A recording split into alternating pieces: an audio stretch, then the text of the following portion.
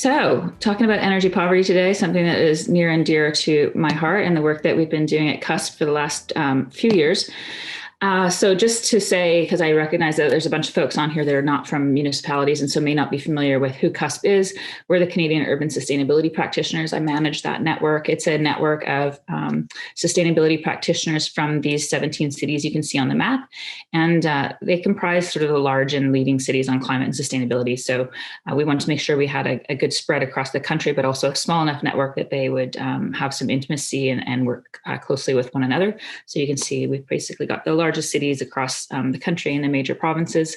And then we've got a few other smaller cities that were already members of our partner network, Urban Sustainability Directors Network in the States. And so they are also in our network. So we've been working on energy poverty for a couple of years now. It came to us through the work that we were doing on identifying what some of the climate justice and equity issues are that cities needed to be more aware of and be prioritizing. And so energy poverty was one of the first that emerged quite obviously through the work we're doing on climate action or climate mitigation in particular, looking to reduce our greenhouse gas reductions in our communities. So for us, working with Mariam Rizai, who had just completed her PhD, focused on energy poverty. We worked with her to come up with some of our definitions around energy poverty, as well as to figure out how we might go about measuring it in Canada. And so qualitatively, we have followed her thesis, definition, which is it's simply as households that struggle to meet their home energy needs. And quantitatively, we're saying it's households that spend more than 6% of their after-tax income on their home energy bills. And we'll go into explaining why we picked that 6% right now. So talking about energy poverty, it manifests in many forms, and in the ways that cannot be quite as easily measured, other than through interview and survey, which I'm sure a lot of you who work in poverty reduction have heard through some of your surveys. It's the inability to keep the home comfortable, whether or not that's in the summertime with cooling or in the wintertime with heat. It's experiencing bill arrears or disconnections throughout the year. Those are sort of the qualitative ones. In more remote and rural areas, it might also be actual access issues around not actually being able to access energy affordably. So those who are living on diesel generators, for instance, experience really high costs. So quantitatively, we're looking at high home energy cost burden. So again, recognizing that because we're looking for across the country to come up with some energy poverty measures that we couldn't talk to everybody. And so quantitatively, we wanted to come up with a measure that could identify where and whom and what type of households were experiencing energy poverty. And so that's why we looked at the high home energy cost burden number. So this is where the 6% comes in. So when we measured energy costs as a percentage of median income, after-tax median income, we found that the median Canadian household was spending 3% of their after-tax income on their home energy bills. And so we defined energy poverty as a household that spends twice that number. Now, we also looked at very high energy cost burden at being at 10% or more than 3 times the Canadian average. And we also looked at extreme energy poverty at 15% of their after-tax income, which is an exorbitant amount of money to be spending on your home energy bills, and that being at five times the national average. But what I'm going to show you today is looking at this more standard definition of energy poverty, which is this 6% number, which is twice the Canadian average. So you don't need to. I showed you those calculations just so you understand how we've measured it, but you don't need to ever measure that yourselves because we've put it into this Energy Poverty and Equity Explorer tool, which is free and available at the link you can see there. We are also starting to work in Tableau to look at even more detailed disaggregation of what energy poverty looks like. But the Energy Poverty and Equity Explorer tool will give you a really good idea of where and whom and in what type of housing and in what type of households, demographics, income levels, etc. are experiencing energy poverty in your community, down to the census tract area level, or up as high as the census metropolitan area if you want to look at the sort of the economic region that you're working in. These are some of the guidebooks and other primers that we've written that you can check out as well on CUSP's website.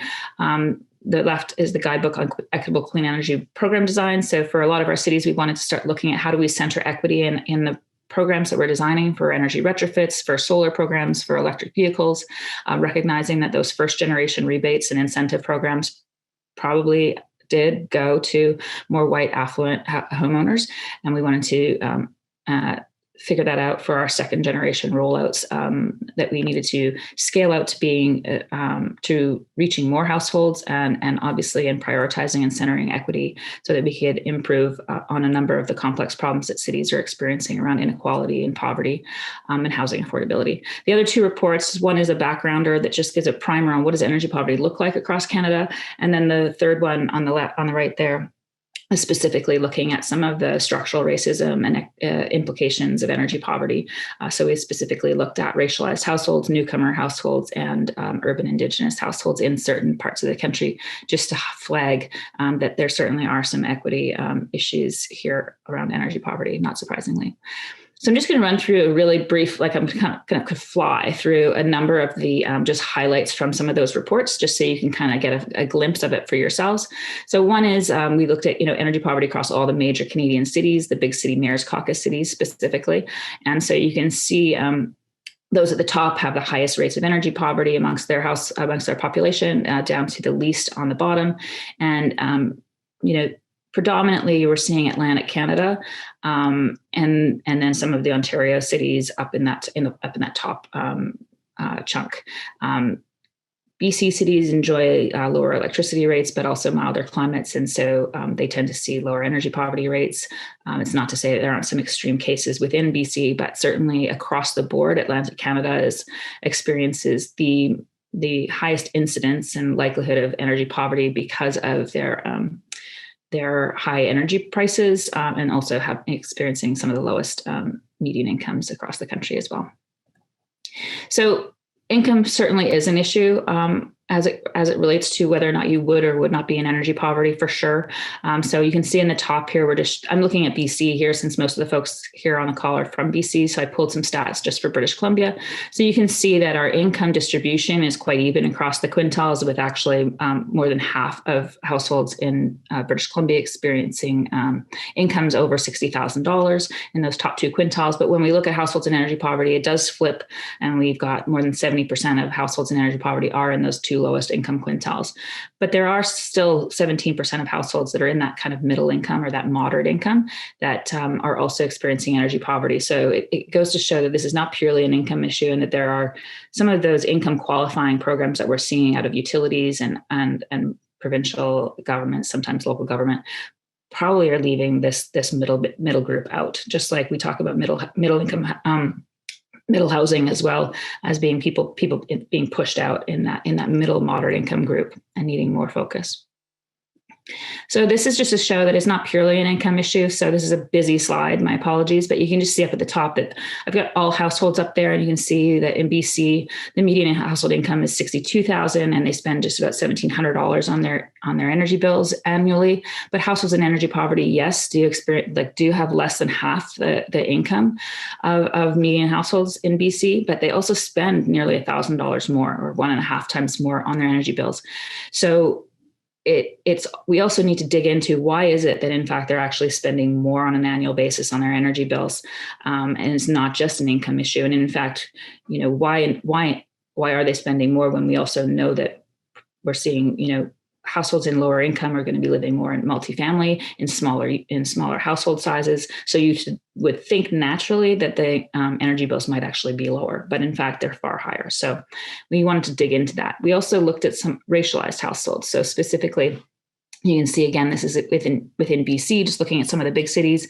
On the left-hand side is just the percentage of households within those communities that are racialized. So you can see in Richmond, 3/4 of households are racialized, but there's 86% of households in Richmond that are in energy poverty that are racialized. So that's 2.3 times the number of households of their representation. So, and that goes for all of the cities that you can see here. So even though Victoria has a fairly low percentage of households that are racialized, and you may not otherwise notice this group if you didn't specifically pull them out to look at, they are 1.3 times more likely to be in energy poverty.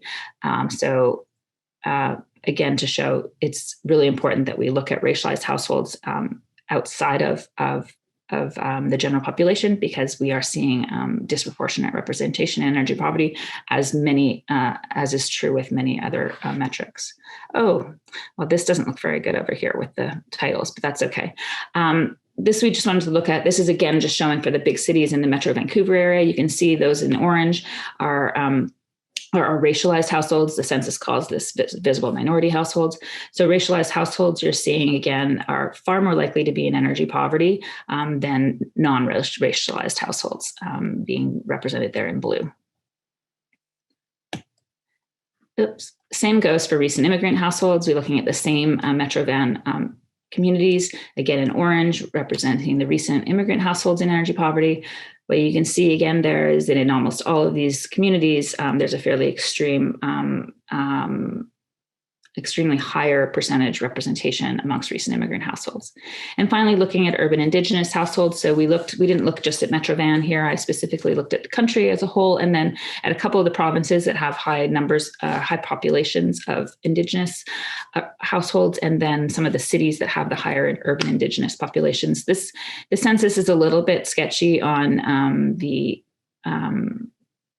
on some of their Indigenous statistics, because they don't, it doesn't include Indigenous on reserve in most cases. And then I think there's even some patchy areas around urban Indigenous representation on the census. But for the statistics that are represented in the census, you can again see in these areas where there are high numbers of urban Indigenous, we're also seeing them experiencing higher rates of energy poverty.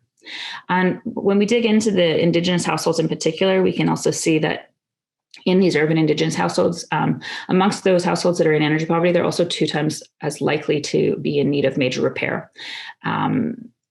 So that offers an opportunity from the sense of making an effort to repair this housing, but also do energy upgrades at the same time.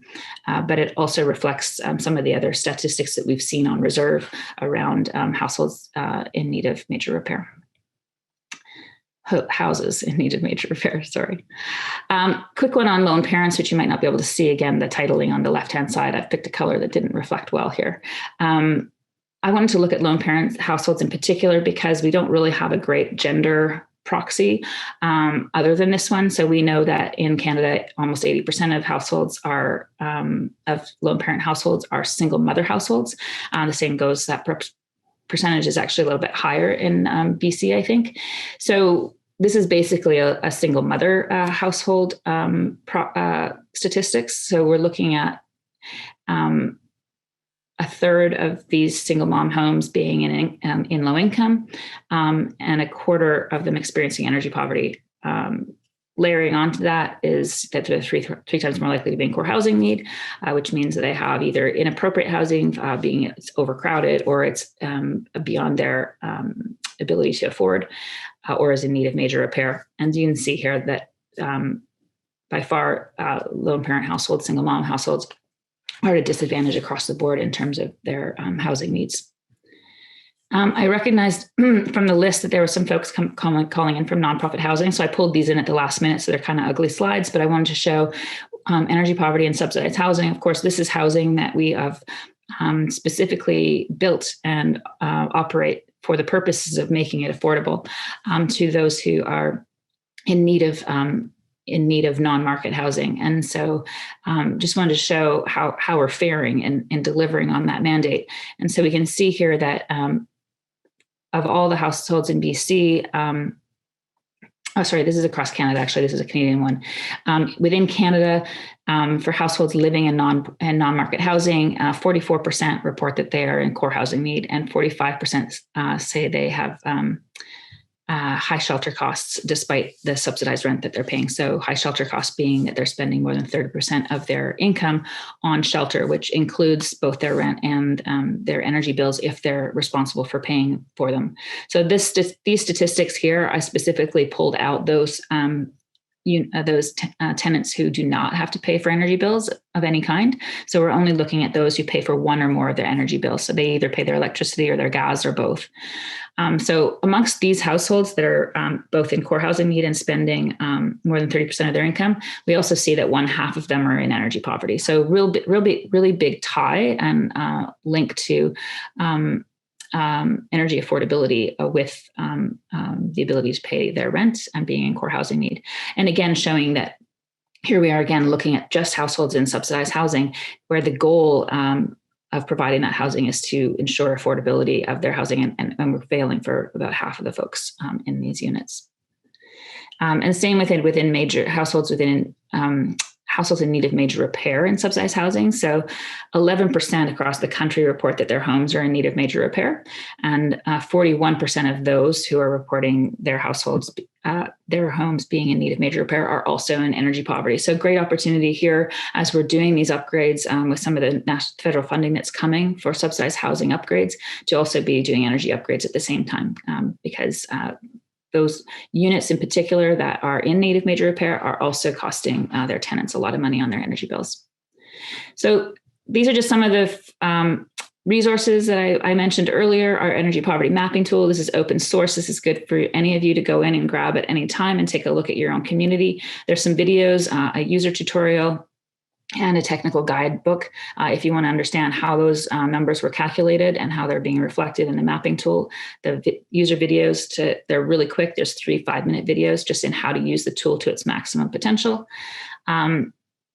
Also on there, you might notice at the very top of the screen, when you get to this little section here, you can toggle this and change it from the home energy poverty to household transportation. If you have any interest in taking a look at mode and distance of commuter households, also being able to cross-tabulate that with energy poverty to see if there's any correlation to energy poverty, recognizing that obviously the cost of owning a vehicle and the cost of fueling that vehicle will add to someone's energy bills as a whole outside of their home energy bills, which is what I was just showing you all about. And finally, we've got some custom dashboards that we're working on specifically with some of our cities to really look at poverty reduction and housing affordability. So a number of our cities across BC are now doing housing needs assessments because of the new provincial legislation that's requiring those housing need assessments to be done every 5 years. And a number of cities are also doing poverty reduction strategies. So looking at how we can support the folks who are working on those documents and strategies to recognize the role that energy poverty and some of our climate action efforts could have to reducing poverty and also improving affordability of housing beyond rent and mortgage payments. I think I talked really fast there, but I know I'm kind of short for time, so I wanted to get over to Dylan so he can share the work that he's doing, which is incredible, and I'm really happy to be working with him on this topic. Thanks so much.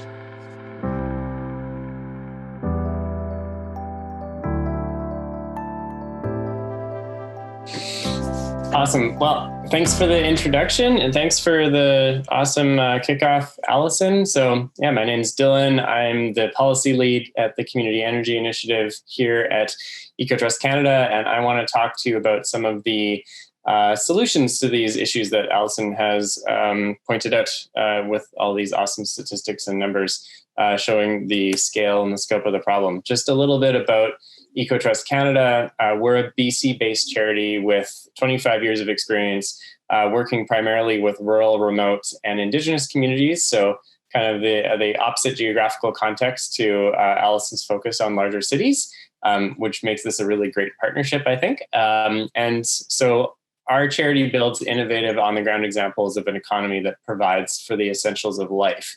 And our community energy team in particular has been working for the last few years on both projects and policies that can reduce that disproportionately high cost burden for communities that face that through a combination of our policy work and on the ground project work doing retrofits to lower energy bills. And so our community partners on those projects right now include the Heiltsuk Nation, the Regional District of Mount Waddington in Northern Vancouver Island, the Quatsina First Nation, and the Navis First Nation. And we actually wrapped up about $1 million worth of heat pump retrofits in those communities this year. So we're pretty excited about that. Just before I dive in here, I just want to acknowledge that I'm speaking to you today from the unceded homelands of the Musqueam, Squamish, and Tsleil-Waututh here in Vancouver. This is what I'd like to chat about today, so I'm going to dive right into it. So Allison kind of touched a little bit on the drivers of energy poverty, and I just want to come back to that concept and how it is kind of a cyclical relationship where you have lower household income combined with some prevailing risk factors, including being in a rural or racialized or New Canadian or Indigenous household. All of those factors can lead to either poor energy efficiency in homes or higher energy use. Obviously, the more energy efficient your home is, the more energy you're consuming on a monthly basis.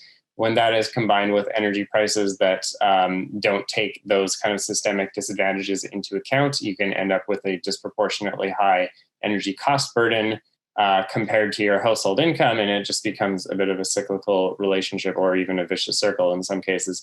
So what we work on is intervention points, policies that can work on any of those drivers. But I would say in general, we focus more on the energy efficiency and energy prices pillars. And that's mostly what I'm going to talk about today. We also know that there are some very real equity and health implications of being in energy poverty. As Allison mentioned, recent immigrant, racialized, Indigenous households all at greater risk of experiencing energy poverty. Interestingly, we also know that it disproportionately impacts rural communities. And at a fairly high level, some of the regions that we work with that are predominantly rural face on average up to 3 times the kind of average energy bill for BC pretty consistently, which is a really significant number and really telling of both the type of housing and the condition of the housing in a lot of rural areas of the province. Energy poverty is, of course, strongly linked to inefficient housing, leaky, drafty, sometimes moldy housing, and that can lead to higher instances of respiratory and cardiovascular disease, particularly asthma and heart disease, and the social determinants of health there are starting to become more and more clear as more of those longitudinal health studies come in on that.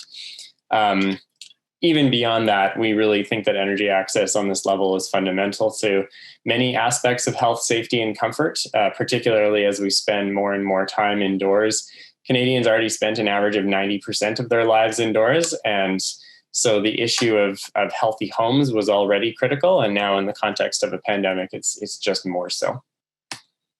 So that kind of leads me to one of the theses I think that we're leading towards in our work, which is that actually the basic level of energy services, a basic level of energy provision that provides for heating and cooling, lighting and cooking at an adequate level should be considered like a human right.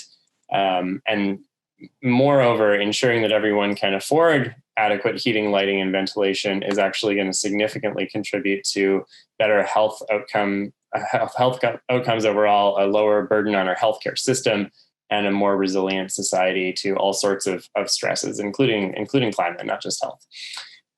Unfortunately, BC is currently facing some systemic policy issues on this front and on tackling energy poverty in particular, and is currently not moving in the right direction. And I'd like to explain a little bit more about why we believe that. But we did do a survey in the spring, which was interesting, showing that a large number, about 20% of British Columbians, were reporting that they had a significantly harder time paying their energy bills since COVID began. And beyond that, 70% supported actually new and permanent protection programs for those that struggle to pay their energy bills. And that was specifically beyond the context of pandemic relief. That was for new and ongoing protection programs. So we thought that was quite interesting to show that, broadly speaking, there is public support for tackling this problem. And that kind of brings me into these 4 big areas or 4 big moves. And this is just a starting point, but these are 4 areas that we've identified as kind of critical issues to begin to work on first, critical policy interventions. And the first one is kind of around ensuring that basic level of access to energy services. What we see right now is that BC does not have any form of ongoing energy bill relief for low to moderate income households or otherwise vulnerable households. And this is kind of despite a 2017 promise by the government to address that by bringing in what they call the lifeline rate. There are, as it turns out, issues with creating separate rate classes for utilities for different types of customers. There are regulatory issues there. But luckily, that's not the only way to solve that problem.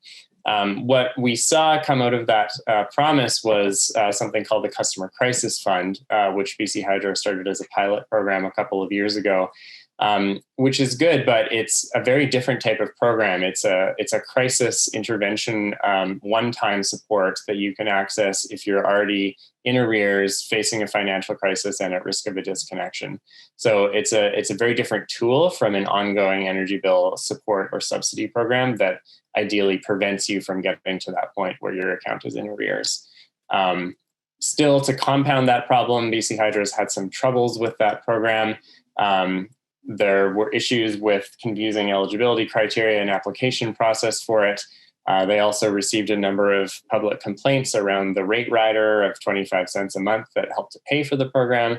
And unfortunately, BC Hydro is looking at it right now purely on a cost recovery basis of the program and has decided to apply to terminate it. If that does happen, that will leave us with actually no support structure in place whatsoever for those that are struggling to pay their energy bills. And this was the focus of our most recent report done over the summer, which I've linked to here. And it essentially does a jurisdictional scan looking at best practices and proposes the introduction of a basic energy rebate on a sliding scale for qualifying low-income and at-risk households to cover a portion of monthly energy costs. And that is modeled off successful programs like Ontario's Electricity Support Program, a couple great programs in the Maritimes, whereas Allison mentioned they've had more experience and a higher incidence of energy poverty. So they've done some good program design, as well as a number of US states. And I just want to reiterate here that a goal of this program, when we look about ongoing programs, the goal should be actually to eliminate the need for disconnections and the need for funds like the crisis fund, because the idea is to prevent folks from getting their account into arrears where they're facing disconnection in the first place. The second move that we'd like to see is around making energy efficiency and retrofit programs more inclusive and more effective. So tackling another leg of that cycle of drivers. In BC, what we've seen is that the energy retrofit programs we have for low and moderate income households have not really achieved widespread adoption or significant bill savings. We do have the Energy Conservation Assistance Program that the utilities offer, but it's currently reaching only about 1% of eligible participants per year, has reached about 17,000 households in its whole 12-year existence. So at this rate, it's going to take many decades to reach all of the nearly 500,000 households that are eligible for it. In addition of the households that are participating in it, what we've seen is the average bill savings have gone up in the last 4 or 5 years, but they're still coming out on average to less than $100 per year. Which is largely insignificant, unfortunately, when compared to the steady rise in electricity rates in BC, which have gone up by about 50% in the last decade and are set to rise by 6 to 8% more over the next 5 years. So we do need to see a significant boost and a significant rethink of this program, along with increasing access to things like rebate programs so that we can get into the deeper and more substantial types of retrofits, including heating system retrofits that actually have the potential to significantly reduce the energy cost burden in a way that's more meaningful than $100 per year. So that is a large gap that we're now doing some more research on and that we need to see some progress on. Speaking of electrification and heating systems, the third move here is around making electrification affordable for everyone. We know, as I mentioned, that rural customers, especially those that heat with electric baseboards or electric furnaces, are paying up to 3 times the provincial average for their energy bills. They typically live in inefficient single-family housing, and unfortunately, they don't have the same access to rebates to replace those heating systems with more efficient options. And that's largely because the rebates through Clean BC are tied to reduction of fossil fuels.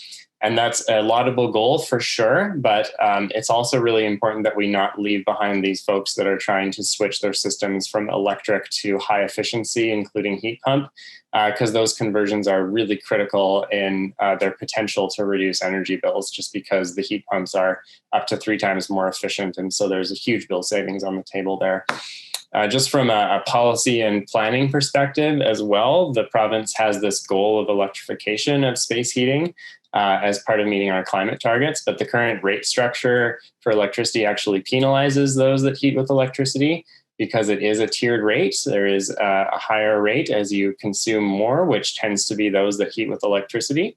So we need to see something done about that for sure, either lowering those peak rates or actually creating different classes and lower rates specifically for those that have electric heating or that have installed electric heat pumps, so that we're not kind of penalizing something that is ostensibly a policy goal. And just one more point here, we also really need to work harder to end the current trend of switching to natural gas because it is the most affordable choice. That's a choice that many people have to default to, whether or not they want to. And we know that that's totally incompatible with our climate goals and is creating a dangerous lock-in of fossil gas infrastructure. Of course, we need to increase the supply and lower the cost of renewable natural gas if that's possible. But in the meantime, that's not very feasible. And so we need to be increasing the carbon tax and also preparing to regulate fossil gas out of the market in the next few years. And the final point I want to make here is more around program design and administration and just this concept of using a justice-based approach. And this is kind of a callback to the work that Allison mentioned and has done in the past together with USDN. But a lot of it is around just considering the customer's journey when they're trying to access these programs and seeing if they are flexible, if they're inclusive, if they're easy to access. And so a big point of comparison, for example, that I'll make is, BC versus New Brunswick. In BC, if you wanted to access the Customer Crisis Fund, you, for a long time, needed to be facing actually an imminent CERB disconnection notice. And now you still have a requirement that your account needs to be in arrears. You then need to document and prove that you have a sudden financial crisis that has made it impossible for you to pay your bill. And then BC Hydro will kind of evaluate and adjudicate that based on a process that isn't open or transparent. Just in contrast, in New Brunswick, they have their what they call emergency fuel benefit, and they actually have a single point of access for a huge number of their social assistance programs. So you can call kind of a single window agency, and they will automatically determine your eligibility for a number of assistance programs and coordinate those programs. And one of the questions that they'll ask you is, have you ever had to choose between paying your energy bills and buying other essentials like food? And if so, you're kind of automatically eligible for that emergency fuel benefit, whether or not you can document that you're in the midst of a financial crisis. So that's really the kind of programmatical justice-based approach that we need to see and that we currently see is lacking. And of course, part of that is addressing systemic inequities. As we've mentioned, rural households, definitely Indigenous on-reserve households in particular, are much more likely to live in housing that's in poor repair. And that's a legacy of the poor quality housing that was built by the federal government over the years. A lot of it is moldy and unhealthy. And so addressing that kind of systemic racial inequity is super, super critical to going forward in any meaningful way. So this kind of just takes us, I'll wrap up here, to this concept that we believe is totally possible, which is this concept of energy security, or the opposite of energy poverty, a situation where everyone can be assured that they have fair and inclusive and affordable access to basic energy services. This was the focus of an earlier report we did this year, which I've also linked, that you can check out for a more broad look at the work that we're doing. But, we know that we're facing overlapping crises at this point. We have a climate crisis, we have a housing crisis, we have a real rising poverty issue in the province, and we're currently facing a pandemic. And I can't think of any better way to sort of address all of these issues at the same time than making sure that the spaces that we're all spending 90 to 100% of our lives in are healthy, that they're safe, that they're affordable, and that they're being brought up to modern climate, ventilation, and energy standards.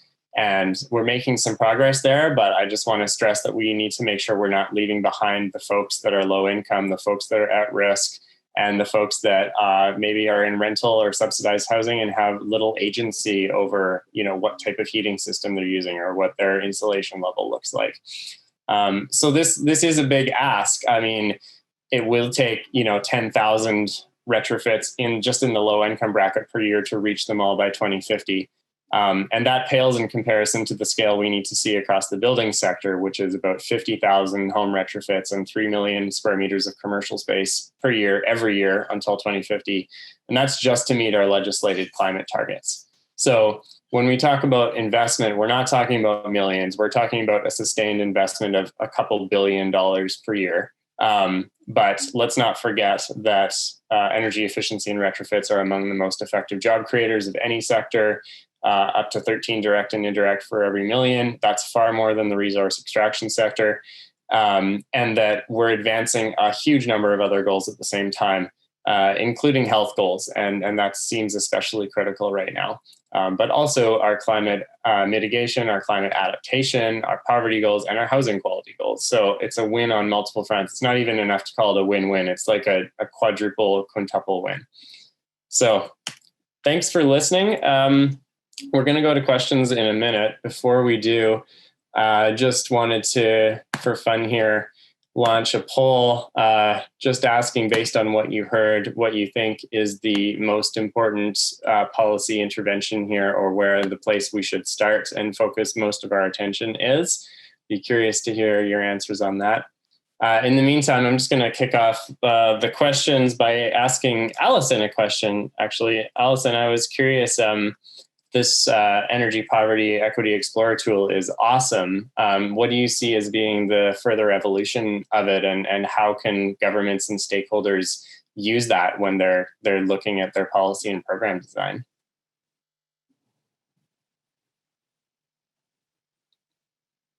Oh, and you're muted, Allison. Getting there. Thanks for the question, and great presentation. I love all the work you're doing.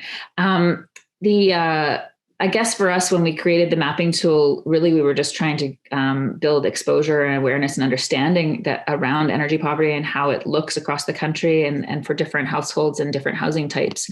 And so the mapping tool accomplishes that, and it's great, and it's really easy to use. And we purposely made it that way so it could be accessed by folks who don't work in the climate and energy space, and still be able to see it. I've actually received emails from elementary school teachers who are using it in their classrooms. I don't know how they found it, but who are using it and asking students to look into their communities and their neighborhoods, and specifically down to even to their own address, to kind of find out what's going on in their community around energy and energy poverty. So that's cool. But what we found with the municipalities that I work with, and then some of the other partners that we work with, say, for instance, Empower Me, who does some great work around energy poverty in BC and Alberta, is that level of detail wasn't quite enough. So the tables that we bought from Stats Canada are humongous, and we just couldn't possibly put them into that mapping tool that you see there. But we've now moved them into Tableau, and now we can really dig into it. So the next evolution for us is these custom dashboards that we're building. So we can go down to 5 layers of disaggregation now. So instead of just looking at low-income households in energy poverty, or racialized households in energy poverty, or households that are tenured rental households or subsidized households in energy poverty, we can now go to the place of saying, like, racialized households who are renters, who are living in energy poverty, what is the age of their home that they're living in, or the building type that they're living in, or whatever. So we can start to really, because we need to get down to that level of disaggregation when it comes to actually designing programs and policies that are going to center the groups that are who are experiencing the greatest burden or impact, and have the least access and opportunity to the programs that we're currently offering, or that have been offered historically through the province, the utilities and cities as well. So that's kind of the next thing. And then I guess what I would say is, or what we're also doing is, we're kind of coming at it from a bunch of different places. So like, I love the work that we're doing with you, because it's really focused on this policy side. Like, there's only so much you can do programmatically, like, without changing regulation, right? Like, we need that lifeline rate. We need some of these. There's going to be no way to bring people out of energy poverty just purely through retrofits, given how long it's going to take for them to occur. And particularly, as you said, there's so many households that do not have that agency right now to even make those moves for themselves. So I love that. And then also coming at it through the lens of poverty reduction and housing affordability. I mean, those are, climate change is a large and massive global, problem that everybody cares about, but there's urgency to other things, like being able to pay your rent, and being able to turn the heat on adequately in the wintertime, and whatever that will precede any action you can take on climate, just purely for the goal of reducing your greenhouse gases. And we recognize that. And so coming at this work through the work of our partners in poverty reduction, in housing affordability, in subsidized housing, and then also with just the money that's going to be coming through for retrofit of housings for whatever reason, whether or not it's because it's in need of major repair on reserve, like you say, or in subsidized housing, as we know. So, we want to come at it through a bunch of different ways, and energy poverty offers that crossover that other works that we are doing in climate don't, reach over in the same way.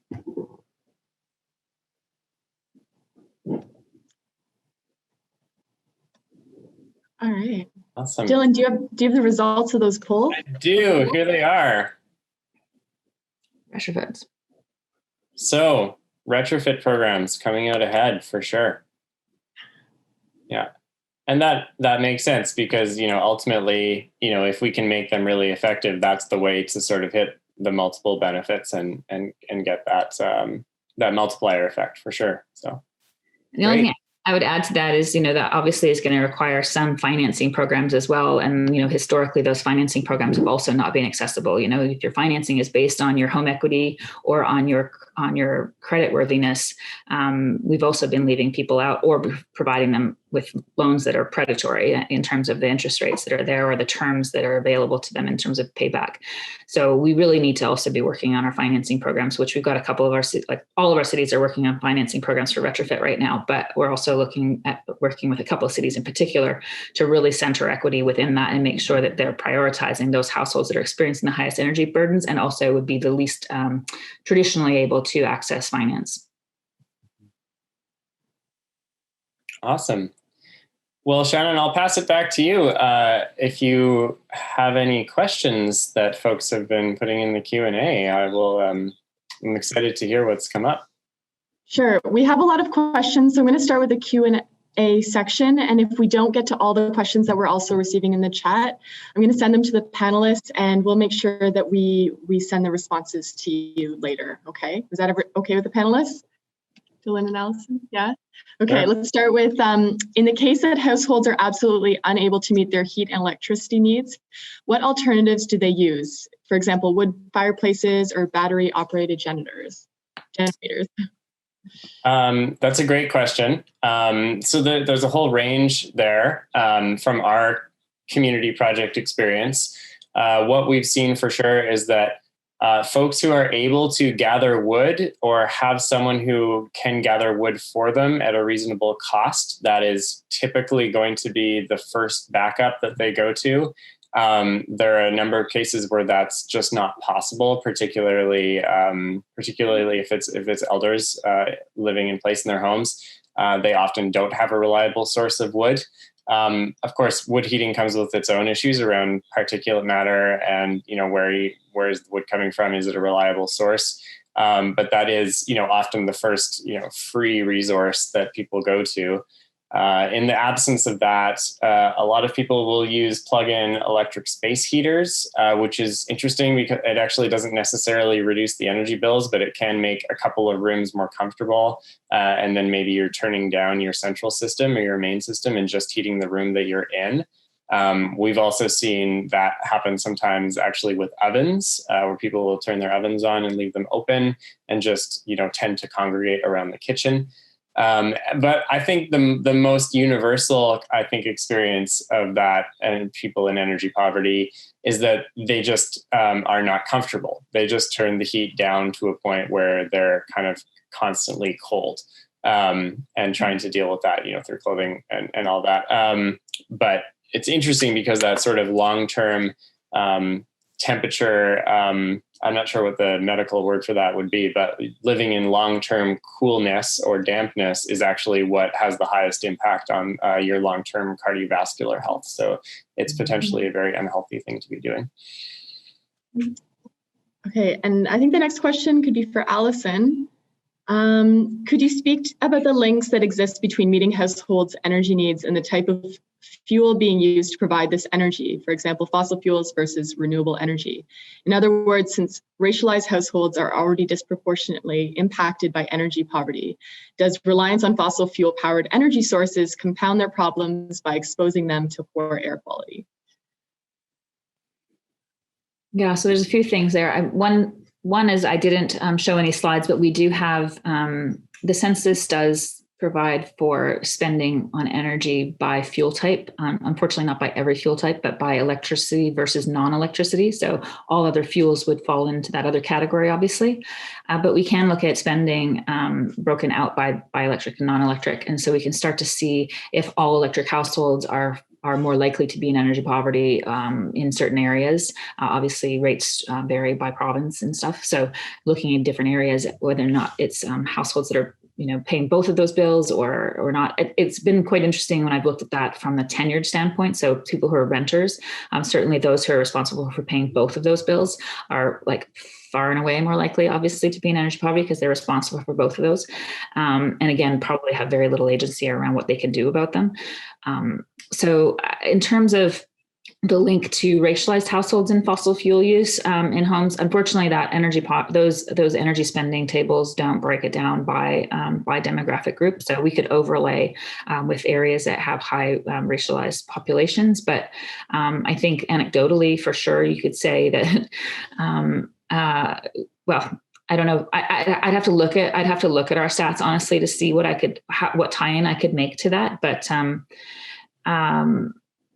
yeah, sorry, I can't answer that from a racialized standpoint or demographic standpoint, how that differs, but we do have information on different spending and we're starting to dig into it. Again, we've got huge data sets. So it's just the time in the day to be able to really dig into it and reveal some of the trends and characteristics of energy poverty that exist, again, everywhere, but everywhere manifests so differently. So the work that Dylan's doing in rural areas is really interesting to me because while it's different, there's some similarities and then there's some differences, but they're also in rural areas able to get into the homes and talking to folks to understand what's going on for them, which we can't do in these larger urban areas in the same way, in the same personalized and intimate way. So I can also learn a lot from him in the rural areas that he's working in, just from his closer contact. And we're seeing that with the town of Bridgewater in Nova Scotia, who's doing a lot of work on energy poverty. And because they're a population of about 6,500, I think, they're doing it from the ground up, whereas we're kind of coming at it from the top down with our data sets. And with the caveat, obviously, that anybody using that data needs to really start to ground truth it with by starting by using the information it provides to decide who they need to bring in on their conversations when they're designing their programs, who needs to be co-designing them with them, right? So the first step is, okay, well, identify the characteristics of the households that are in energy poverty and then go out and find them and bring them into the room. Okay, thanks, Allison. Next question, what systemic financial and policy supports exist in BC and across Canada to incentivize and fund Indigenous-led energy programs on reserves? For example, the Sacred Earth Solar. I don't know who wants to answer that. That's Dylan. Sure. Yeah, I can take that. So yeah, there are a number of funds that are specific to Indigenous communities. Which is definitely a good thing. And we've seen some new programs come into existence just over the last couple of years, like the Indigenous Energy Coach program, which brought in kind of a new suite of rebates that are primarily for heat pump conversions, which is good. There is still kind of that issue of needing to be replacing a fossil fuel system in order to be eligible for those rebates. And they did recently become available to folks that were switching from wood heating, which is a big step and a really, really important step. We'd like to see it, kind of extended to all types of conversions, including the electric to electric conversions.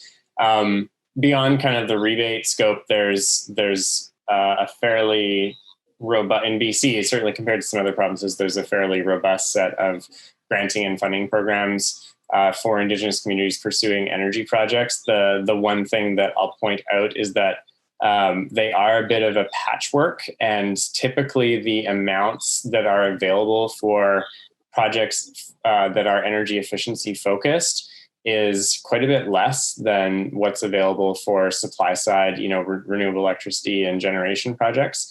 And I think that that's partly just a legacy of a different political and energy system context that we had a few years ago, where there was a lot of interest in building out IPPs and in building out supply.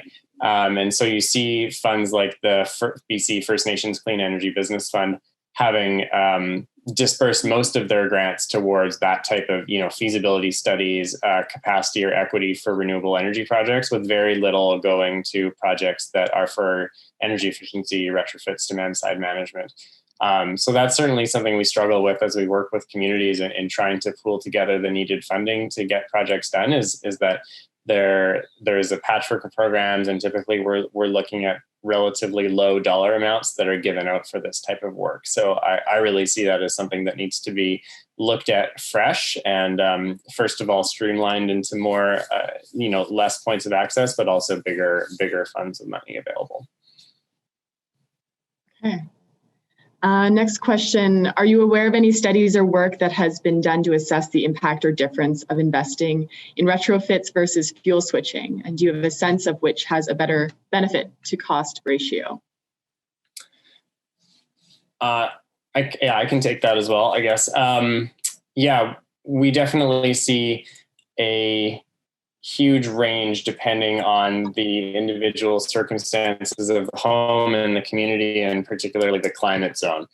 So in our project work, what we see is that when we're talking about, coastal BC or the lower mainland, or even some parts of the southern interior, it's pretty hard to beat the business case for doing a heat pump retrofit, just because they are so much more efficient than the incumbent energy system. And so they tend to pay themselves back fairly quickly, on the order of, 4 or 5 years, which is usually significantly more than you see for getting into the deeper envelope retrofit things like windows, doors, insulation, beyond the basic measures, the $100 a year measures like the weather stripping and this air sealing.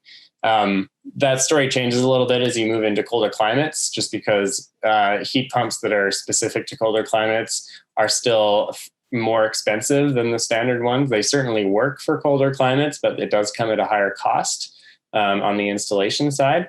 So often those paybacks then can be slower than, doing something like redoing some wall or foundation insulation.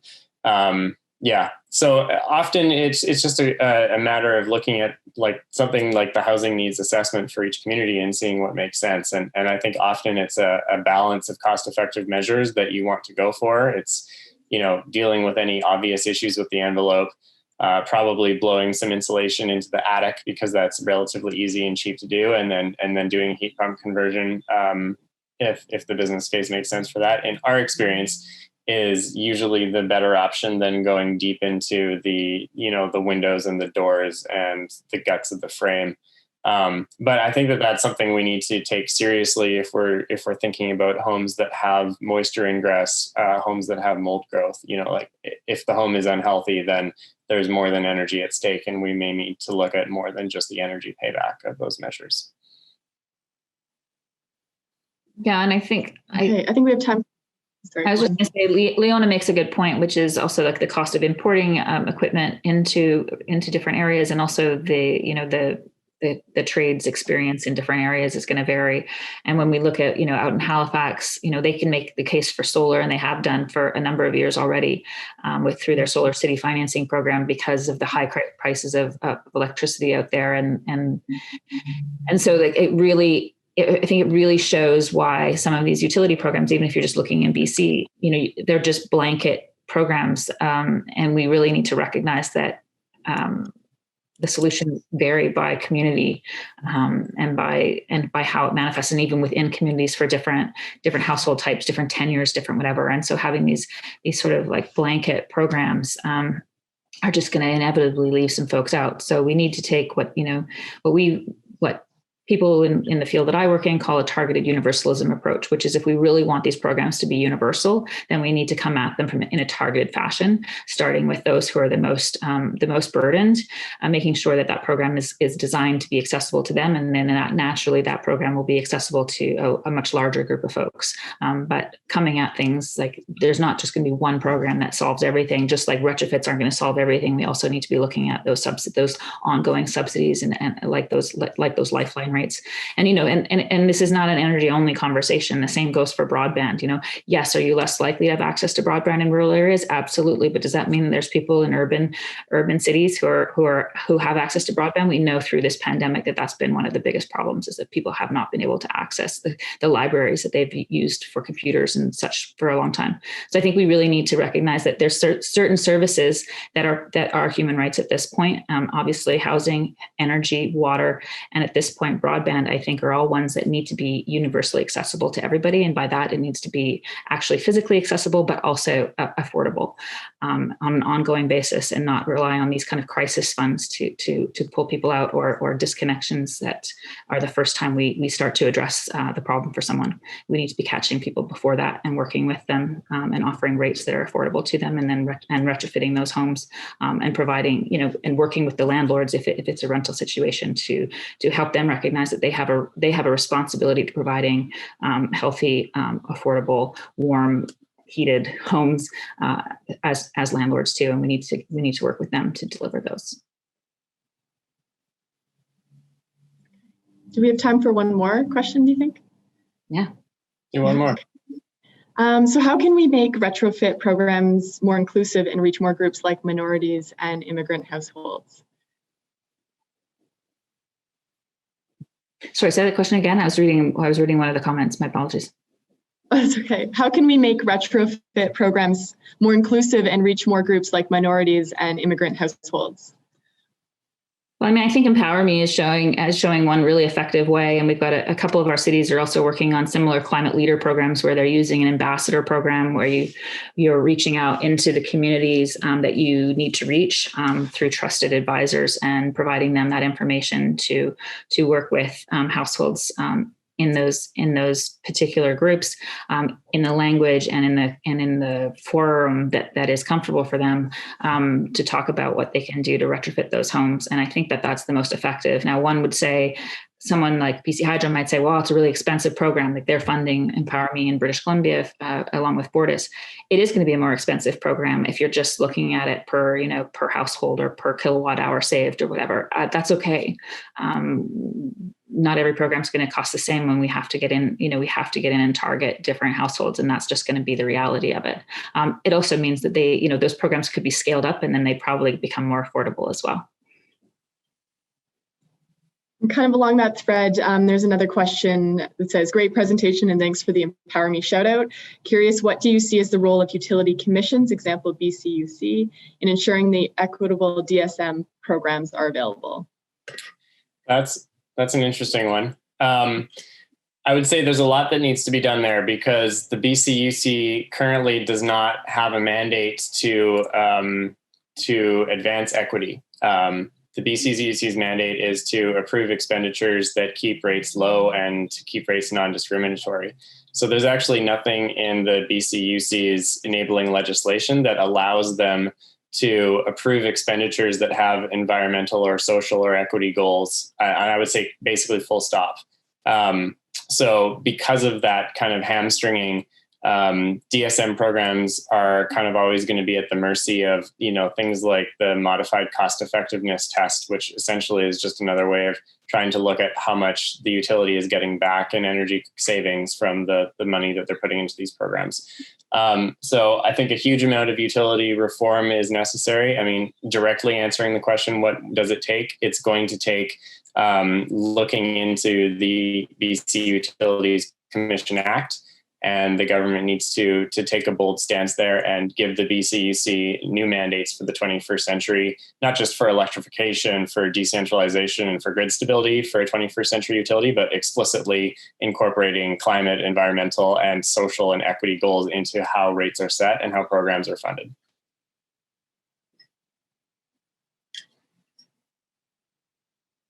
That's a good place to leave it. That is strong. Exactly. All that.